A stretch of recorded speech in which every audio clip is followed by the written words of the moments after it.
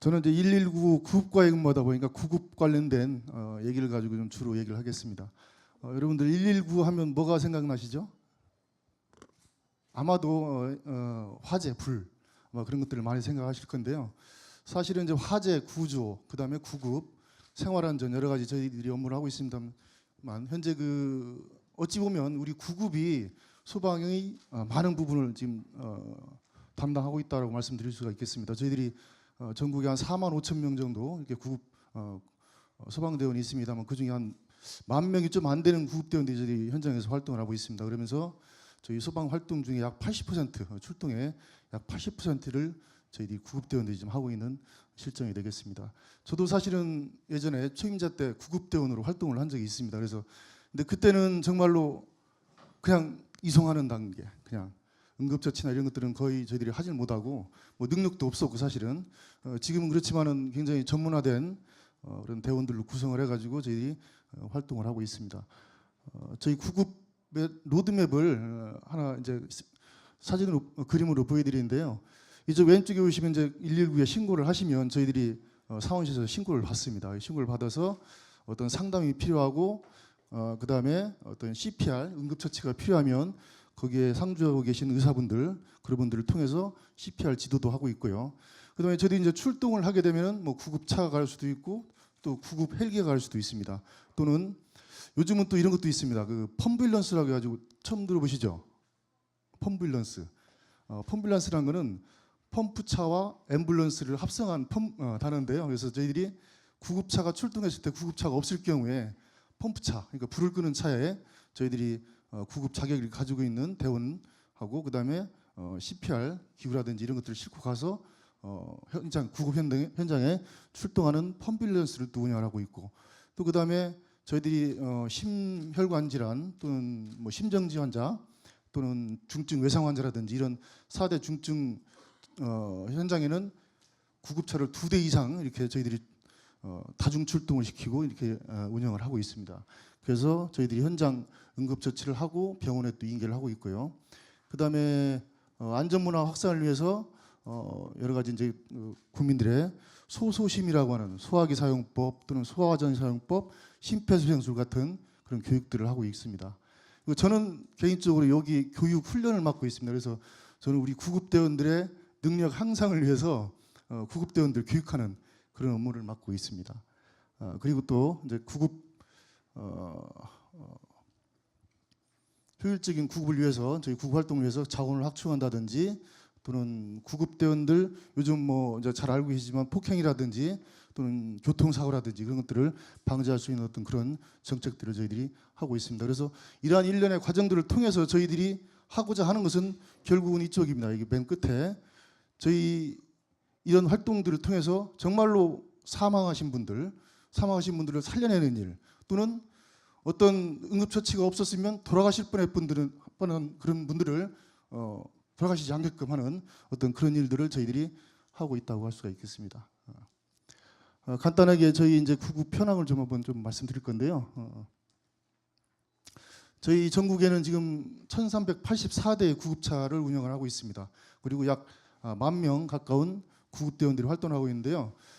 저희들이 보통은 구급차에 3명이 타서 활동을 해야 된다고 합니다. 왜냐하면 운전을 1명이 해야 되고 나머지 2명은 어떤 응급처치라든지 기록이라든지 여러 가지 일을 해야 됩니다. 그런데 실제로 이제 여기 보면 3인 탑승률이 구급차에 3명이 탄 경우가 41%밖에 되지 않습니다. 그래서 2명이 현장 활동을 하다 보니까 알고 계신 좀 아까 말씀드렸던 폭행에도 굉장히 노출이 될 수도 있고 어떤 적절한 응급처치를 하는데도 굉장히 좀 문제점들이 있고 하고 있습니다. 그래서 저희들이 이런 구급대원을 확충을 위해서 계속 노력을 지금 하고 있습니다. 구급 활동인데요. 작년 한 해 180명의 응급 환자를 저희들이 이송을 했습니다. 이게 이제 하루에 따지면 한 5,000명 정도 이렇게 이송을 하는 건데 실제로는 저희들이 한 270-80만 건 정도 출동을 합니다. 1년에. 그런데 그 중에 또 이송이 안 되고 하는 그런 분들도 많이 있습니다. 이건 뒤에 가서 조금 더 말씀을 드리도록 하겠습니다. 환자들 이제 발생한 걸 보면 50대가 가장 많습니다. 아무래도 어떤 바깥에서 야외 활동이라든지 직장 활동이라든지 여러 가지 그 활동들이 왕성하다 보니까 그런 사고나 이런 것들에 많이 노출되는 것이 아닌가라는 생각이 들고요. 그 다음에는 70대, 60대, 50대, 40대 이런 순서로 많은 환자들이 발생을 하고 있고요. 장소를 보면 가정에서 가장 많이 발생을 하고 있습니다. 다음으로는 도로, 공공장소, 숙박시설 순위 되겠습니다. 그리고 저희들이 이제 그 구급 상황관리센터를 운영하고 있는데요. 아까 처음에 이제 그 로드맵에서도 보셨지만은 저희들이 신고를 받고 무조건 출동만 하는 게 아니고 어떤 응급의료 상담이라든지 지도라든지 응급처치 지도라든지 이런 업무들을 하고 있습니다.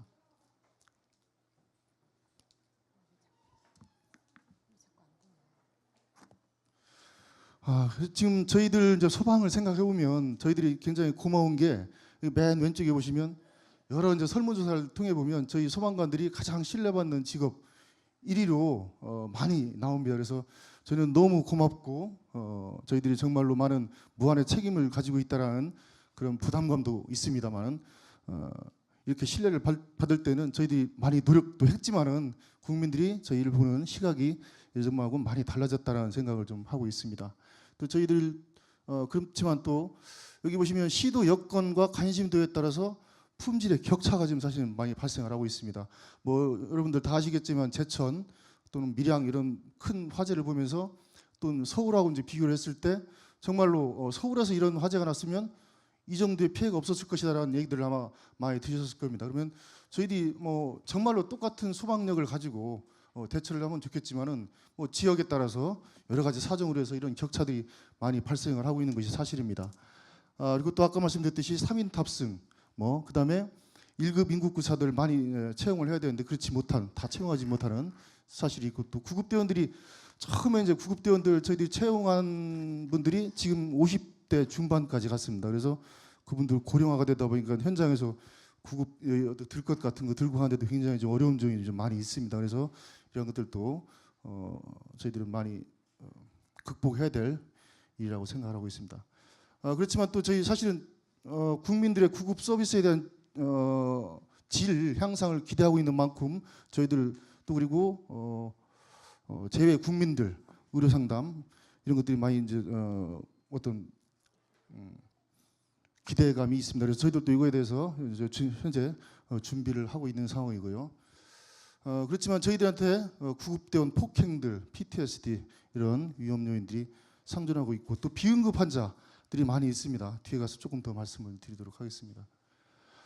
이런 일련의 과정들을 통해서 저희들이 아까 말씀드린 목표는 죽어가신 분, 사망하신 분들을 다시 살려내는 일 또는 정말로 살 수 있었는데 돌아가시지 않게끔 계속 살려내는 일이 저희들이 목표라고 생각하고 있습니다. 그래서 이 ROSC라는 건 뭐냐면 심장이 멈춘 분들을 다시 심장이 뛰게끔 하는 그걸 ROSC라고 합니다. 그래서 작년에 저희들이 10.5% 그러니까 심장이 멈추신 분들을 다시 심장이 뛰게끔 하는 걸 저희들이 10.5%를 했습니다. 근데 2013년도에 4.5%였습니다. 이게.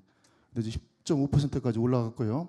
근데 2명이 타는 구급차와 3명이 타는 구급차가 이 ROSC가 좀 많이 다릅니다. 그래서 아까 말씀드렸듯이 저희들은 구급차에 최소한 3명 정도를 탑승을 해서 응급처치를 제대로 할 수 있게끔 해야 되겠다라는 생각을 하고 있습니다. 선진국의 경우에 보면 10% 이상 넘어가고 있고 저희들도 많이 근접을 하고 있지만 아직 많이 부족한 상황이고 이건 저희들이 이제 낸 통계지만은 또 다른 통계에 의하면 이거보다는 조금 낮게 나오는 경우도 좀 있습니다. 예방 가능 외상 사망률인데요. 아까 말씀드렸듯이 저희들은 현재 30.5%를 인데 외국 같은 경우, 미국 같은 경우 약 15%까지 줄인다. 저희들은 이거 100명 중에 15명 사망하는 거죠, 여기는. 저희는 근데 30명 정도 이렇게 사망을 하고 있습니다. 그래서 이러한 것들을 지금 계속 줄여가고 있는 상황이고 사실은 여기서 말씀드리고 싶은 건 또 의사들하고 이제 저희 이제 구급대원들하고 관계지만 예전에는 의사들하고 관계는 의사들은 저희 구급대원들을 굉장히 무시했습니다. 사람에서 목숨을 살리는 건 의사들의 몫이다라고 생각을 하고 저희들 굉장히 좀 무시하는 어떤 그런 것이 있었지만 지금은 사실은 이제 업무의 파트너로서 병원 전 단계는 저희가 우리 구급에서 119에서 담당을 하고 있고 병원 단계에서 또 의사들이 담당을 하다 보니까 서로 파트너로서 인정을 하고 서로 많은 협력 관계를 유지를 하고 있습니다. 저는 이제 그 소방에 대한 어떤 인식을 봤을 때 저는 이게 이제 약간 지금은 아니라고 생각이 되는데요. 예전에 우리 소방관들을 생각했을 때 고생한다 내지는 위험하다 내지는 불쌍하다 어떤 이런 개념을 가지고 저희들을 봤던 게 아닌가라는 생각을 하고 있습니다. 정말로 우리 소방관이 우리 국민들의 안전을 책임지는 사람으로서의 어떤 전문가로서 믿음을 가지고 있는 건지 그걸 그 믿음을 바탕으로 해서 우리 소방관들을 신뢰하는 것인지 그런 거에 대해서는 좀 의문이 있었다라고 생각하고 있습니다. 물론 지금 많이 지금 개선됐고 저희 또한도 많은 노력을 지금 하고 있습니다. 그래서 어떤 이 노력하고 있는 그 세부적인 걸 살펴보면 중앙 119 구급 상황관리센터를 저희들이 이제 작년부터 운영을 하고 있습니다. 여기에서 많은 것들을 하고 있지만 119 안심콜이라는 걸 운영을 하고 있고요. 그리고 세 번째 보면 재외국민 응급의료 상담 서비스를 하고 있는데 이거는 지금 아직 시작은 안 하고 지금 의사 채용에 조금 문제가 있어서 조금 지연되고 있는데 의사분 바로 채용이 되면 해외에 여행하신 분들 어떤 응급 상황이 있을 때 전화를 하면 저희들이 상담할 수 있는 어떤 그런 체계를 갖추려고 지금 하고 있습니다. 맨 위에 있는 119 안심콜 운영이 있는데요. 이걸 좀 자세히 보면 2008년도부터 사실은 저희들이 이 안심콜을 운영을 해왔습니다. 근데 현재까지 안심콜 등록자가 42만 명 정도 되는데 이 안심콜이 뭐냐면요. 저희 홈페이지에 들어오셔가지고 한번 등록만 하시면 되는데 나는 어떠한 사람이고 어디에 살고 있고 어떤 병을 가지고 있고 평소에 어떤 질환을 가지고 있는데 평소에 내가 주로 가는 병원은 어디다. 그리고 내 보호자는 누구고 전화번호는 누구다라는 걸 미리 등록을 해놓으시면 그분이 119에 전화하는 순간 그 정보가 다 뜹니다. 저희한테. 그러면 저희들이 출동을 할 때 이분은 어떤 질환을 가지고 계신 분이고 저희가 어떤 준비를 하고 출동을 해야 될지를 다 알고 출동하는 거죠. 그래서 사실은 이렇게 지금 등록하신 분들이 많지 않은 경우에 대한 원인은 첫 번째는 사실은 저희들이 많은 노력을 하지 않았다는 것일 거고 홍보도 많이 하지 않았고요. 그런 문제가 있을 건데 어쨌거나 저희들이 이제 이번에 이 안심콜이라는 제도를 굉장히 좀 활성화시키고 하려고 저희들이 노력을 하고 있습니다. 그래서 65세 노인분들은 거의 다 이렇게 많이 등록을 시키고 해서 이렇게 운영을 하려고 지금 추진을 하고 있습니다. 제가 맡은 분야 구급 교육 분야인데요. 저희들 이제 구급대원들, 간호사 또는 1급 응급구사들을 채용을 하고 있습니다. 이분들 들어오시면 뭐 보수교육이야 당연히 이제 법에서 받겠지만은 그 이외에도 병원에서 임상 수련이라든지 또는 전문 술기, 그다음에 강사 양성 이런 것들을 저희가 구급 교육을 통해서 지속적으로 능력을 향상시키기 위해서 노력을 하고 있습니다. 특히 이 강사 양성은 전국에 한 10,000명 되는 구급대원들을 저희들이 계속적으로 구급 교육을 할 수 없다 보니 강사들을 지역적으로 양성을 해서 직장 내에서 상시로 교육을 할 수 있도록 이렇게 양성을 하고 있습니다. 그다음에 이제 스마트 의료지도 사업인데요. 저희들 아마 국민들께서는 이런 생각하실 겁니다. 우리 구급대원이 현장에 오면 모든 응급처치를 다 할 수 있다라고 생각할 겁니다. 이분들 살기 위해서. 근데 사실은 우리 구급대원들의 업무 영역이 한정되어 있습니다. 법에 한정이 되어 있다 보니까 실제로 정말로 막 피가 철철 나고 굉장히 힘들어하고 막 하는 분들을 봐도 저희들이 할 수 있는 일이 별로 없어요. 법에 규정이 되어 있다 보니까 너희들은 이 정도까지만 해라라고 규정이 되어 있다 보니까 그 넘어선 거를 해버리면 법에 위반이 됩니다. 그러다 보니까 이제 이건 시범 사업이라고 저희들이 하고 있는데 그 법의 범위를 벗어나서 우리 업무의 범위를 벗어나서 할 수 있는 시범 사업을 현재 4개 시도에서 하고 있습니다. 그거를 2015년부터 지금 하고 있고요. 그래서 이제 이 시범 사업은 심정지 환자, 심장이 멈춘 환자한테 저희들이 구급대원이 약물을 주사를 하고 그 약물을 주사하고 현장에서 응급처치를 뭐 15분, 20분 동안 계속적으로 하면서 소생률을 높이는 어떤 그런 시범 사업이 되겠는데요. 그러면서 저희들이 그 전과 이 시범 사업 후를 보면 확연하게 ROSC 아까 말씀드린 그 심장 소생이 많이 된 걸 알 수가 있습니다. 그래서 사실 이 또한도 이게 이제 보건복지부하고 저희도 이제 협업을 이렇게 좀 하고 있습니다만은 모든 시도에 확산이 돼가지고 똑같은 그런 혜택을 받을 수 있으면 하는 바람이고 그렇게 지금 추진을 하고 있습니다. 그리고 이제 저희 어떻게 보면 이제 소방 수요가 도시 지역이나 농촌 지역이나 다 똑같을 수는 없습니다. 뭐 농촌 지역에는 뭐 거주하는 분들이 많지 않다 보니까 어쩔 수 없이 뭐 구급 또는 화재나 이런 것들을 뭐 경우가 좀 많지는 않겠죠. 그러다 보니까 저희들이 이제 어떤 소방서 119 안전센터를 설치하는 데 있어서도 좀 등한시될 수가 있고 소방력이 배치되어 있는데 조금 뭐 미흡한 부분이 많이 있습니다. 그래서 저희들이 지금은 농어촌 지역 119 지역대가 전국에 417개가 있습니다. 417개가 있는데 그 중에 95개소에는 구급차가 현재는 없습니다. 사실은 지역 농촌에 산다고 해서 구급 서비스를 수혜받지는 안 된다. 그래서 저희들이 4개년 내년부터 해서 2022년까지 95개소에 다 구급차를 배치를 하려고 지금 추진을 하고 있습니다. 마찬가지로 구급뿐만이 아니고 농촌 지역 또는 도시 지역과 소방력의 차이가 나지 않도록 여기 계신 분들이 많이 좀 힘을 보태주셨으면 하는 그런 바람이 있습니다. 요거는 좀 넘어가도록 하겠습니다. 그리고 함께 고민할 문제들인데요. 사실은 아까 이제 저희들이 1년에 260만 건 정도 이렇게 출동을 하는데 실제로 환자를 이송하는 경우는 180만 건 정도 됩니다. 나머지 건들은 갔다가 저희들이 구급차가 그냥 돌아오는 경우죠. 근데 돌아오는 경우를 보면 가장 많은 경우는 굉장히 경증이라 저희들이 가서 응급처치만 하고 돌아오는 경우들이 굉장히 많이 있고요. 근데 또 현장에 가보면 또 환자가 또 없는 경우도 있고 뭐 다른 차를 타고 왔을 수도 있고 아니면 그냥 다른 분이 신고를 했는데 뭐 환자가 아니다라고 할 수도 있고 여러 가지 그런 면들이 있습니다. 또 여기에 보면 주치자분들 술에 취하셔가지고 술에 취하면 머리도 아프고 배도 아프고 뭐 이제 저도 이제 그런 경우를 많이 겪지만은 그런 분들이 이제 전화를 하셨다가 결국은 병원은 가지 않으면서 자꾸 전화해가지고 와라 가면 또 병원 안 간다고 하고 실강의를 하고 또 그러다 보면 또 경찰한테도 인계가 되기도 하는 어떤 그런 분들이 많이 있습니다. 그래서 실제로 이제 이렇게 출동을 하다 보면 진짜로 정말로 구급차에 어떤 도움이 필요한 분들한테 출동이 늦어질 수도 있으니까 이런 분들은 좀 119의 신고로 좀 자제를 했으면 하는 그런 바람이고요. 구급대원 폭행인데 얼마 전에 5월 1일입니다. 5월 1일인데 51세죠. 51세 되신 51일 여자 구급대원이 사망을 하셨는데 아마 이제 그 영상을 보신 분들도 계시고 뭐 안 보신 분들도 계시겠지만 영상을 보시면 아주 가볍게 이렇게 헬멧을 한 몇 번 쳤습니다. 그래서 그걸 보시면 그렇게 가볍게 쳤다고 해서 뭐 이게 사망할 일인가? 이게 뭐 그렇다고 해서 죽을 일인가? 뭐 이렇게 아마 생각하실 분들 계실 건데 저는 그 구급대원들이 웨어러블 캠이라고 해서 이제 몸에 지니고 있는 카메라가 있습니다. 거기에서 찍힌 화면을 제가 봤는데 물론 이런 폭행 뭐 가벼운 폭행도 있었지만 여성 구급대원으로서 감내할 수 없을 정도의 모욕적인 말, 뭐 생식기에 관련된 막 이런 부모님에 관한 등 이런 아주 심한 말을 듣고 그 뒤로 이 대원이 잠을 못 자는 거예요. 계속 스트레스 때문에 잠을 못 자고 계속 그 때문에 스트레스를 받고 시달리다가 결국은 뇌출혈이 일어나서 이렇게 사망한 사고 되겠습니다.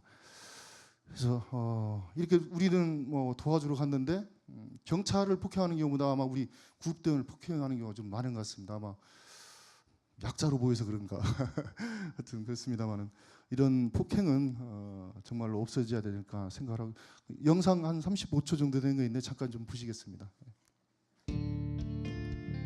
갑자기 119 구급대원에게 마구 주먹질을 합니다. 다짜고짜 주먹을 휘두릅니다. 온몸으로 막아보지만 폭행은 이어집니다.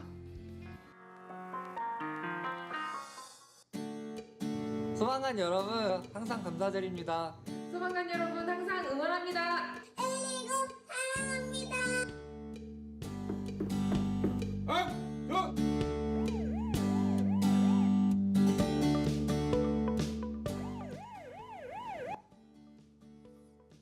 네, 감사합니다. 저희들이 뭐 이번 사건을 계기로 해서 우리 구급대원들 현장에서 일어난 이런 폭행 관련해 가지고 뭐 처벌 강화를 하기 위한 뭐 여러 가지 법안의 개정이라든지 이런 것도 추진하고 있고 또 구급대원들이 현장에서 어떻게 대처를 해야 될지도 저희들도 뭐 구급대원들한테 교육도 하고는 있습니다만 가장 중요한 것은 우리 국민들의 어떤 의식 변화가 좀 필요하지 않은가라는 어떤 그런 생각을 좀 해봤습니다. 이번에 뭐 보니까 기분 나빠서 때렸다라고 합니다. 이렇게 폭행하는 분들의 대다수 한 80% 정도가 보면 음주로 인한 폭행들이 굉장히 많고요. 좀 변화가 되어야 되지 않을까 생각을 해봤습니다. 요거는 이제 그 소방 통로라는 건데 아마 예전에는 저희들이 구급차가 출동하고 또 소방차가 출동할 때는 되게 어려웠습니다. 되게 어려운데 지금 많이 바뀌었습니다. 지금 방송이나 이런 데도 많이 소개가 되고 우리 국민 여러분들의 의식도 많이 바뀐 것 같습니다. 자, 이렇게 모든 차들이 이렇게 양쪽으로 이렇게 비켜줄 때는 무슨 생각으로 비켜줄까요? 내가 비켜줌으로써 누군가가 도움을 받을 수 있다. 그렇겠죠? 내가 비켜주면 이 앞에 있는 사람도 비켜줄 것이다라는 어떤 그런 믿음 때문에 이렇게 비켜줄 겁니다 아마. 근데 이런 믿음, 저는 이제 여기 오늘 하고 싶은 말씀이 이제 이 부분에 이제 집중이 되는데요. 신뢰라고 하는 것이 가장 중요하다는 생각을 합니다.